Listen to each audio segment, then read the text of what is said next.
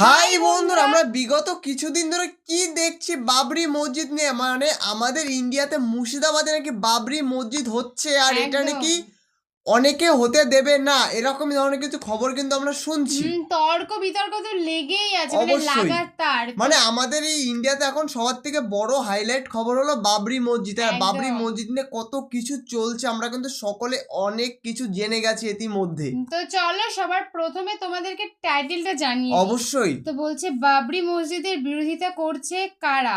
কারা? মুখোশ খুলে দিল হুজুর। মুখোশ খুলে দিল হুজুর। আর কাদের মুখোশ খুলে দিল আর কারা বিরোধিতা করছে সেটাই কিন্তু আজকে আমরা দেখতে একদম চলেছি। একদম, মানে ভিডিওটা তার মানে আমাদেরকে খুব ভালো করে কিন্তু অবশ্যই চেক আউট করতে হবে। অবশ্যই তো অবশ্যই। আমাদের মেইন ভিডিও ডেসক্রিপশন বক্সে চলে আসবে। প্লিজ গাইস তোমরা ওখান থেকে চেক আউট করে নিও। তো চলো গাইস, বেশি দেরি না করে আজকের ভিডিওটি দেখা যাক। গোটা দুনিয়াকে খেল দেখিয়েছে মুর্শিদাবাদের লোকরাই। জোরে বলুন সুবহানাল্লাহ। হ্যাঁ, আজকে আমি দেখছিলাম মোবাইলে আস্তে আস্তে উত্তরপ্রদেশের কোন এক ব্যক্তি তিনি মোবাইলে বলছেন, अरे अगर हिंदुस्तान में कोई बाप का बेटा है तो मुर्शिदाबाद में है। बबरी के जगह अभी तक खाली पड़ी है, मस्जिद नहीं बनी, उससे पहले मुर्शिदाबाद के लोग मस्जिद के तामीर रख दी। जोरे बोलून सुभान अल्लाह। আর এতে কে খুশি হয়েছে কে বিরোধী আমি জানি না, তবে মসজিদ আল্লাহর ঘর। আমি একটা জলসাই বলেছি, আজকে তকিপুরে বলে যাচ্ছি, প্রতি জেলায় হলেও দোষ নাই। নামাজি যদি মসজিদে 5টা নামাজি থাকে, মসজিদ থাকতে হবে, মসজিদ বানাতে হবে। ধরেলেন ও বাঁকুড়ার জঙ্গলে 10টা মুসলমান ঘর করে বাস করছে, দিয়ে তারা নামাজ পড়বে না তো নাকি? তারা মসজিদ করতে পাবে না? পাবে না? হ্যাঁ পাবে। এরপর কিছু আমি দেখলাম আমাদের দেশের হয়তো মৌলবীরাই, আমি কারো নাম করব না, তারাই বলছে এত মসজিদ থাকতে আবার মসজিদ কেন? বলছে না? তাহলে যে মসজিদে মুসল্লি নাই 10 জন নামাজ পড়ছে, মসজিদটা ডজার নিয়ে এসে ভেঙে দেয়। কথাটা বুঝতে পেরেছেন না পারেননি? অনেক গ্রামে যদি নামাজ না পড়ে মসজিদটা তু ভাঙ, যে মসজিদটা রেখে লাভ কি? নামাজ পড়ছে না, মসজিদ ভেঙে দাও। মাদ্রাসায় লোকে ছাত্র বেশি দিচ্ছে না, মাদ্রাসা ভেঙে দাও। জলসা শুনে মানুষের ফায়দা হচ্ছে না, জলসা বন্ধ করে দাও। জলসা আর করা যাবে না, তাহলে দিন থাকবে না, শেষ হবে, শেষ হয়ে যাবে। তাইলে যে বলছে সে গন্ড মূর্খ জগতে বাস করছে। আর আমি বলে যাচ্ছি আল্লাহর কসম, তকিপুরে যদি একটা লোক 5 ওয়াক্তের নামাজ পড়ে, তার জন্য মসজিদ কায়েম থাকতে হবে, মসজিদ বাজাই থাকতে হবে, কেউ পড়ুক আর না পড়ুক। কথাটা বুঝতে পেরেছেন না পারেননি? একজন নামাজ পড়লে তার জন্য মসজিদ থাকতে হবে, অসুবিধা নেই। কিন্তু দুঃখ লাগে, একজনের জমিয়তের হেড পশ্চিম বাংলার, নাম করব না, তিনি বলছেন কাপাসডাঙ্গায় এতগুলো মসজিদ, মির্জাপুরে এতগুলো মসজিদ, আবার মসজিদের কি দরকার? সেই মৌলবীকে ডেকে জিজ্ঞেস করুন যে একটা গ্রামে ঝগড়া করে 5টা মসজিদ হয়েছে, ঠিক বললাম না ভুল বললাম? মসজিদে ঝামেলা হয়েছে, চল তো শালা এরা সুজা পেয়েছে, আমাদের পাড়ায় আর একখান মসজিদ করব, লেগে গেল ঝামেলা। ঠিক বললাম না ভুল বললাম? এই করে মসজিদ হয়েছে না হয়নি? তাইলে তখন তুমি এসে বাধা দিলে না, ভাই পায়ে ধরছি আর একটা মসজিদ করো না, এসো আমি বুঝি দিই, ঝামেলাটা মেরে দিয়ে একটাই মসজিদে নামাজ পড়ো। কোনো মৌলবি হয়েছে? আসে নাই।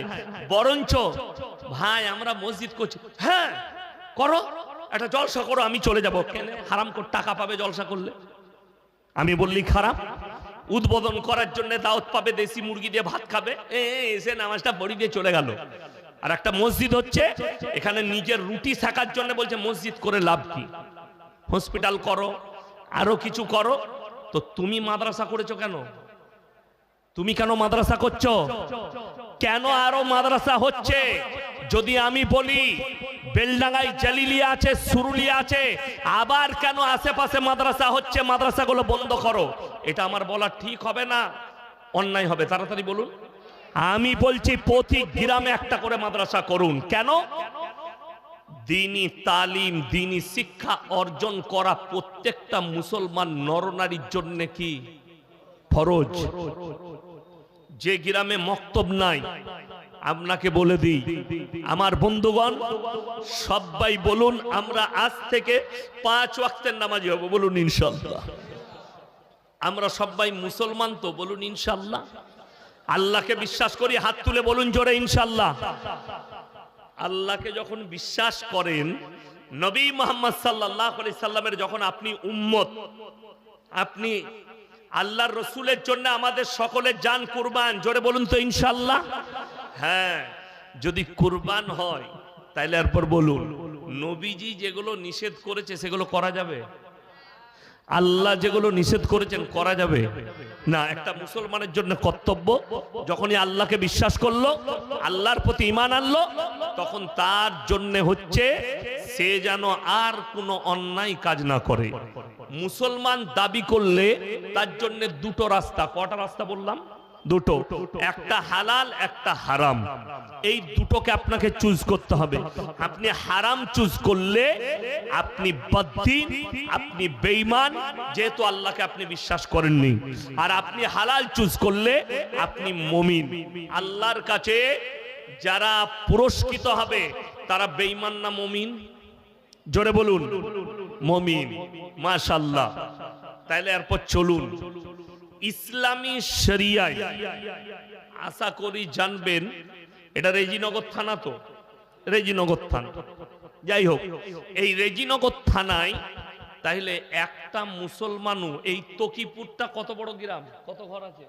অনেক বড়। আমি শুনেছি, তাও জিজ্ঞেস করলাম ভাইজানকে, অনেক বড় গ্রাম। এই তকিপুরে তাহলে একটাও মুসলমান সুদ খায় না? আর কথা বলবে না?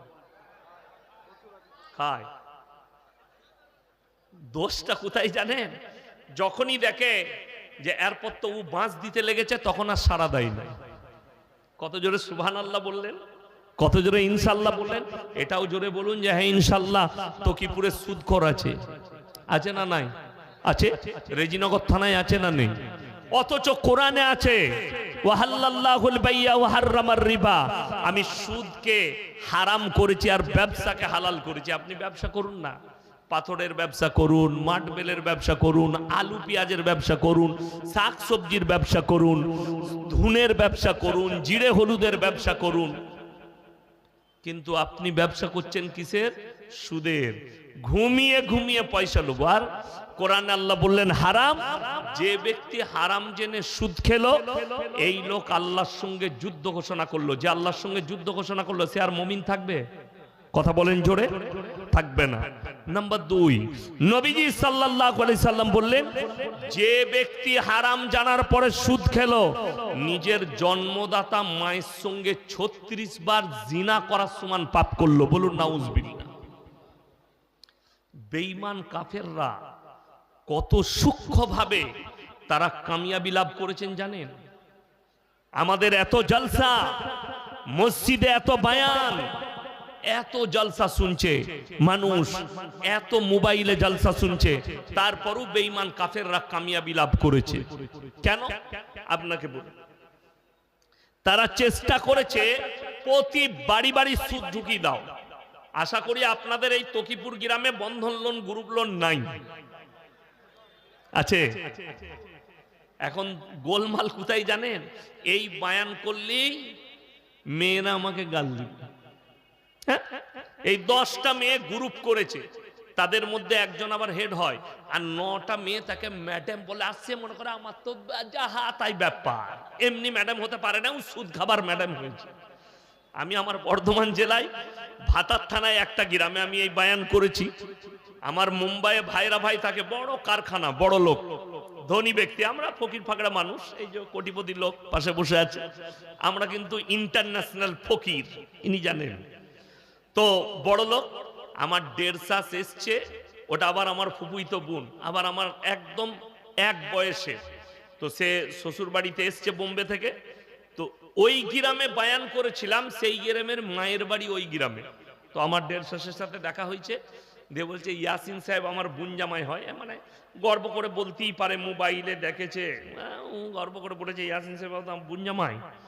ও তখন বলছে বাজে মলবিল, গাল দাইল, মেয়েদের কুচ্ছ গাইল, ওকে জুতো করে মারা দরকার লো। আমাকে বললে ভাই তোমার লেগে এই বলছিল। আমি বললাম দেখো দেখিনি ও বন্ধন লোনের হেডমাস্টার নাকি, খোঁজ লাও। খোঁজ নিয়ে দেখলাম হ্যাঁ উই হেড। আমরা তাইলে আলহামদুলিল্লাহ ও গাল দিয়েছে, যায় যাচ্ছে ওর গাল দিয়া। কেন? বাঁশটা তো অকেই লেগেছে, আমি যেটা দিয়েছি। অবাক লাগে। বেঈমান কাফের, হে আমার মা, হে আমার বোন, তুমি নামাজ পড়ছো 5 ওয়াক্তের, তুমি তসবিহ করছো, তুমি আল্লাহর কাছে কান্নাকাটি করছো, অথচ তোমার হুঁশ নেই। আল্লাহ রাসূল সাল্লাল্লাহু আলাইহি সাল্লামের হাদিস, যারা হারাম খাবে আল্লাহ তাদের দোয়াকে কবুল করবেন না। হারাম খেলে দোয়া কবুল হবে? হবে না। কিন্তু আমাদের দেশে খুব ভালো। নাম্বার 2, মদ খাওয়া হারাম না হালাল? হারাম। আপনাকে আমি হাই রোডে চাপুন, বেলডাঙ্গার দিকে যাবেন, পলাশির দিকে যাবেন, আমি দেখি দেবো মুসলিমদের হোটেল হারামখোর লাইসেন্স বার করে মদ বিক্রি করছে, মদ পান করছে। ঠিক বললাম না ভুল বললাম? হ্যাঁ, হোটেল করেছে। মলি সাহেবকে বললে হুজুর একটা হোটেল করেছি দোয়া করে দাও। হুজুর গিয়ে আল্লাহ যত রকমের রহমত বরকত আছে দান করুন দিয়ে দোয়া করে দিলে, আর বরকত ঢুকে গেল। তারপরের দিনই ফ্রিজে আগে মদ ঢুকুচ্ছে। তোর হুজুর মার খাবে আর তুই তো খাবি খাবি। যে মাল দোয়া করেছে সেও রেহাই পাবে না। তুমি একবারও বলতে পারলে না যে তোমার ব্যবসা যেন হালাল হয়। হোটেল চালাচ্ছ চালাও, মদ স্পর্শ করা হারাম, মদ ছুয়া হারাম, মদ পান করা হারাম, মদ বিক্রি হারাম। দুঃখটা কোথায় লাগে জানেন? আপনি মুর্শিদাবাদ, নদিয়ার কৃষ্ণনগর, মালদা এবং দিনাজপুর এই 3টে জেলার জেলগুলোতে যদি যান, সব মুসলিম ছেলেরা জেলের কুঠরিতে আছে, যুবক ছেলেরা। কেন? হিরোইন পাচার, গাঁজা পাচার, আফিং পাচার, মদ পাচার, 2 নম্বরই কাজে সব মুসলিম যুবকরা। আমি 2 সপ্তাহ আগে দেখলাম পলাশি পেরিয়েই কালীগঞ্জ থানা, নদিয়া, সেখানকার বড় বাবু 10-12টা পুলিশ নিয়ে রেড করেছে রোডের ওপরে। কমপক্ষে 30টা মোটরসাইকেল আটকিয়েছে, ভিডিও চলছে, প্রশাসন নিজে ভিডিও করছেন। কেন? লোকরা যেন আমাদেরকে অপরাধী না ভাবে। থানার বড়বাবু খুব অ্যাক্টিভ, ভিডিও করছেন। সবাইকে বললে ব্যাগগুলো বার করো, কি কি আছে মাল আমাদেরকে দেখাও। সার্চিং চলছে, দেখাচ্ছে সেখানে 2টো মুসলিমদের ছেলে একটা দামি গাড়িতে ছিল। বার করো ব্যাগে কি আছে। তাদের ব্যাগ থেকে তারা যখন বার করছে 2 কিলো 200 গ্রাম হিরোইন পাচার করছিল। জিজ্ঞেস করলে কে দিয়েছে মালটা? স্যার তাকে চিনি না। ক টাকা পাবে? 5 লাখ না 7 লাখ বললো, আমি ঠিক বুঝতে পারলাম না। 5 লাখ না 7 লাখ বললো, আমি ফেসবুকে দেখছিলাম খবরটা। 5 লাখ না 7 লাখ টাকা দিবে। ক কিলোমিটার? 30 কিলোমিটার নিয়ে যাবে। কোথায় দেবে? কাকে দিবে? বলে স্যার তাকেও চিনি না, যাকে দেবো লোকেশনে যাচ্ছি। এই ছেলে দুটো চলে গেল জেলের কুঠরি থেকে, মুসলিম ছেলে। কেন? এর বাবা মা এইরকম দিনী প্রতিষ্ঠানে ছোটবেলায় পাঠায়নি যে হারাম আর হালাল কি একবার তালিম নিয়ে জেনে এসো, এইটা পাঠায়নি। নাম্বার 3, লটারির টিকিট হারাম না হালাল বাবা? হারাম। রেজিনগর বাজারে দেখাবো মুসলিমদের ছেলে টেবিল লাগিয়ে লটারি বিক্রি করছে। ঠিক বললাম না ভুল বললাম? কাটছে মুসলমান, বেচছে মুসলমান। আমার বাজারের নাম হচ্ছে গলসি। একজন টেবিল লাগিয়ে মুসলিমদের ছেলে লটারি বেচছে, সে তো হারাম কাজ করছেই করছে। টেবিলে আবার দেখছি পাথর চাবড়ির আর আজমিরের ছবি লাগিয়ে মালা চাপিয়েছে। আমি বলি এগুলো কি? খাজা বাবা বরকত দিবে। আমি বলি লটারিতে খাজা বাবার বরকত? কত দামি জিনিস। লটারি বেচছে, খাজা বাবা বরকত দিবে, ওই জন্য ফটো লাগিয়ে রেখেছে, মালা চাপিয়েছে। দুঃখটা ওইটাই। লটারিওয়ালারা মসজিদে জুম্মার দিনে আসে না? আসে না? কথা বলেন। নামাজ পড়ে, একদম আতর লাগিয়ে জান্নাতুল ফিরদৌস আতর লাগিয়েছে, ফাঁস কাতারে হজরত বসেছে লটারিওয়ালা। বাপ নাম রেখেছে আতর আলী আর বগলে গুয়ের গন্ধ। কথাটা বুঝতে পারেননি? আমি উদাহরণ দিলাম।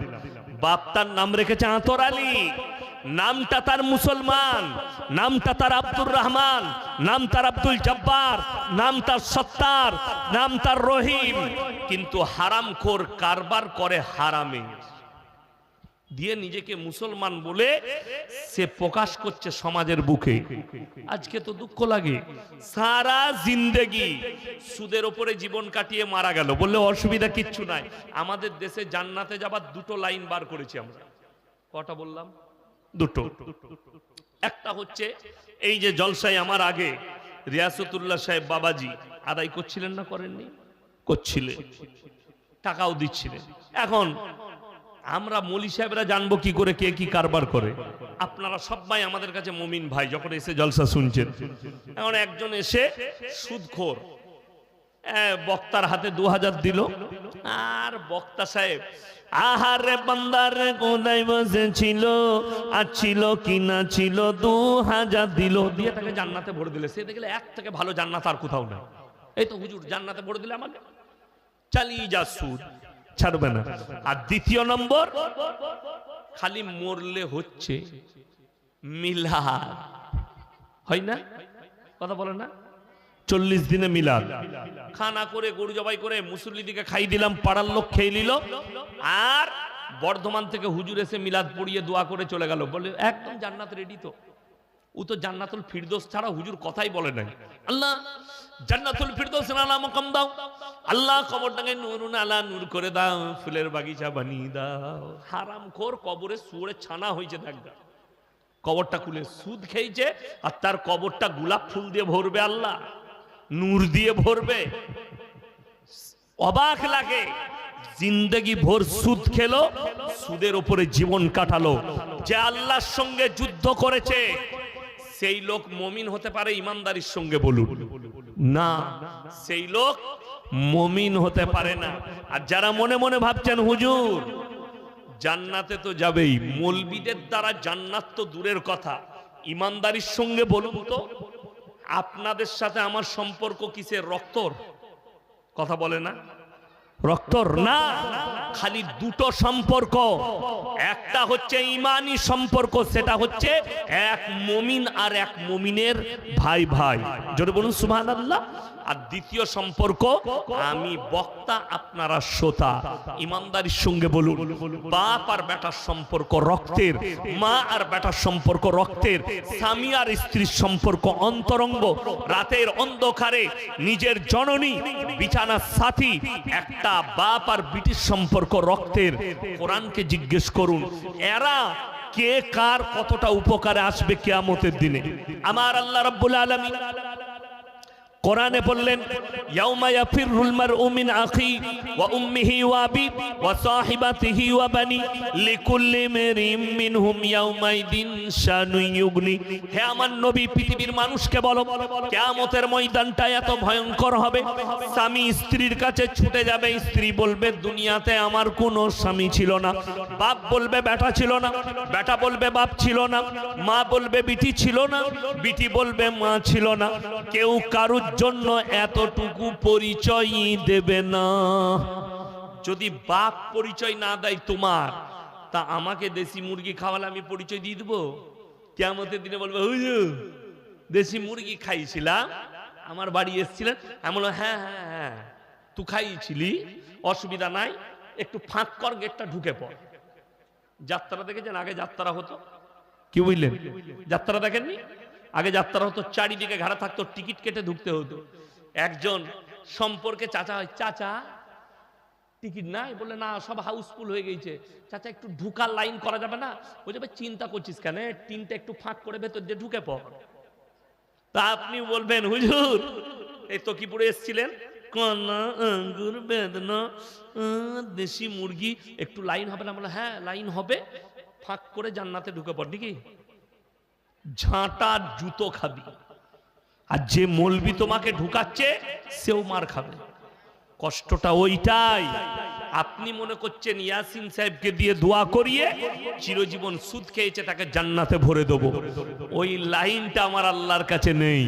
কোরআনে অপর জায়গায় আছে, আতিহিম ইয়াউমাল কিয়ামাতি ফারদা, যেদিনে কিয়ামতের দিনে মানুষ আমার কাছে হাজিরি দিবে, নারী পুরুষ, তারা একা একা, কেউ থাকবে না তাদের সাথে। শুধু তোমার সঙ্গে যেটা থাকবে সেটা হচ্ছে নেক আমল। কোরআন খুলুন, মান আমিলা সালিহান ফালিনাফসি ওয়া মান আসাআ ফাআলাইহা। যে বা যাহারা, যে ব্যক্তি ভালো কাজ করবে আল্লাহ তাদেরকে পুরস্কৃত করবেন, আর যে বা যাহারা খারাপ কাজ করবে আল্লাহ তাদেরকে তিরস্কৃত করবেন, অপমানিত করবেন, অপদস্থ করে তাদেরকে জাহান্নামে নিক্ষেপ করা হবে। তো গাইস এটা আমরা কি দেখলাম, মানে বাবরি মসজিদ নিয়ে কত কিছু ঘটে গেল আর কত কিছু আমাদের হুজুর কিন্তু নতুন নতুন কথা বললো। একদমই তাই, মানে সবার ফার্স্টে কিন্তু আমাদেরকে একটা কথাই মানতে হবে যে সত্যি তোমরা সবাই হেদায়েতের পথে কিন্তু থাকতে হবে। অবশ্যই তোমরা যদি হেদায়েতের পথে থাকো, মানে তোমরা যদি ভালো ভালো কাজ করো, তাহলে কিন্তু অবশ্যই গাইস তোমরা কিন্তু জান্নাতে অবশ্যই ঠাঁই পাবে। আর যদি তোমরা খারাপ কাজ করো তাহলে কিন্তু অবশ্যই গাইস তোমাদের কিন্তু জান্নাতে ঠাঁই হবে না। আর দেখো তোমরা হয়তো ভাববে যে এটা আমার ছেলে, এটা আমার স্ত্রী বা এটা আমার স্বামী, তো তারাও যখন জান্নাতে চলে যাবে তখন কিন্তু তোমাকে আর চিনবে না, তোমাকে কিন্তু চিনবে না, তুমি তার কে হও। অবশ্যই তার জন্য একটা কথাই বলবো যে তোমরা ভালো কাজ করো, ভালো কাজ করলে কিন্তু অবশ্যই গাইস তোমরা ভালো একটা জায়গায় যেতে পারবে। একদম। আর বিগত কিন্তু বেশ কয়েকদিন ধরে এটা যেহেতু একদম ভাইরাল হয়ে গেছে, তো আমরা অবশ্যই সবাই চাই যে এটা ঠিকঠাক হোক, কারণ আমরা যেখানে মুর্শিদাবাদের মতো মানুষজন এখানে, অবশ্যই। আর আমাদের মুর্শিদাবাদে যদি আমরা বাবরি মসজিদ হয় তাহলে অবশ্যই গাইস খুবই ভালো হয়। আর তোমরা অবশ্যই গাইস কমেন্টে জানিও যে তোমাদের কেমন লাগবে, মানে লাগছে, মানে তোমাদের মতামতটা তোমরা একটু জানিও, কারণ অনেকে অনেক রকম যেহেতু বিরোধিতা করছে, সেহেতু তোমাদের কি মনে হয় সেটা অবশ্যই কমেন্ট সেকশনে জানিও। আর নেক্সট তোমরা কি ধরনের ভিডিও দেখবে সেটা তো অবশ্যই জানাতে হবে। আর অবশ্যই গাইস হুজুরের কথাগুলো কিন্তু সত্যি খুবই সুন্দর, আর হুজুর কিন্তু সত্যি একটু ফানি কথা বলেছিল ভিডিওর মাঝখানে, মানে সত্যি মানে হুজুরের ভিডিওগুলো দেখলে গাইস হ্যাঁ এন্টারটেনমেন্ট জিনিসটা কিন্তু হুজুর বুঝিয়ে রাখে, মানে যেমন কথাও বলছে, যেমন ভালো ভালো কথা বলছে, প্লাস তিনি একটু ফানিও কথা বলছে, যেন সবাই একটু হাসুক বা সবাই একটু মজা নিক, সেরকম ধরনের কিন্তু আজকে ওয়াজটা কিন্তু হলো। একদম। তো তোমরা কমেন্ট করতে থাকো, আমরা নেক্সট কি ভিডিও নিয়ে আসবো, তো আমরা সেই অনুযায়ী কিন্তু ভিডিও নিয়ে চলে আসবো। তো চলো গাইস আজকের মতন এখানেই, টাটা।